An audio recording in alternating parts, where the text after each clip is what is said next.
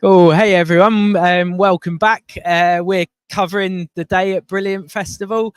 It's been really amazing seeing a lot of kind of VR, AR projects and projects that kind of are starting to use gamification in kind of children's learning and children learning how to kind of do things in the physical world as well. So it's really amazing to have Pravin from Amazing Interactives here to talk about your work. Do you just want to say a bit about what you do? Of course. Yeah, so what we're doing is a project involving an interactive sports wall. So what we've done is use projection system to project onto any wall, and using a sensor, a LiDAR sensor, which makes that wall interactive. So we're using either your hand or your touch via a ball to interact with the content that we've created. And amazing. I totally come from this space and really fascinated in the way that we can use games, and we can use games in so many kind of different ways. What do you think's the value of creating these kinds of experiences? Oh, I think it's so valuable that, I mean, when you look at children these days, they are interacting all the time using various devices. So it's just a natural way of them getting involved, learning education, and the fact that they're interacting all the time, learning different activities, and sports is one of them.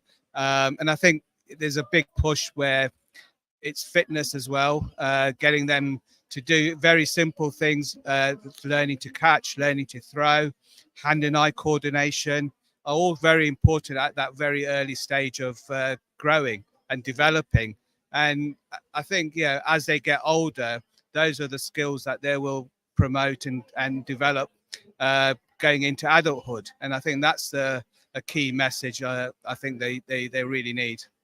Yeah, I'm always fascinated by this idea that kind of, because games culture and games is the dominant kind of media form now, that young people, emerging people, talent coming into the world, and it's just not playable. Yeah. And it's been amazing because I think the whole rise of immersive experiences in both the kind of museum, galleries, visitor economy sector, how that's kind of been rising at the moment. Where do you see this all kind of going, and what would you like to achieve? I think, well, as you can see, yeah, there's the technologies, there's so much technology out there, and it just seems to be growing and growing.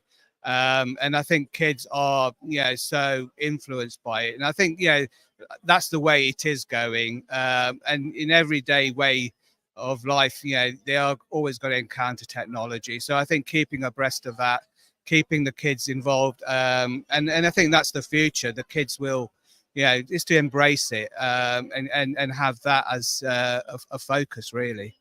I think interactivities, it's an expectation now. I think it was Clay Shirky who famously said, in 30 years time, if anything, if something's not interactive, it will be considered broken. Yes, exactly that. And I think that, and the way, technology is moving, and you see it in, you go to a museum and you've got interactive projects and elements all the time. And that's what the things children gravitate to.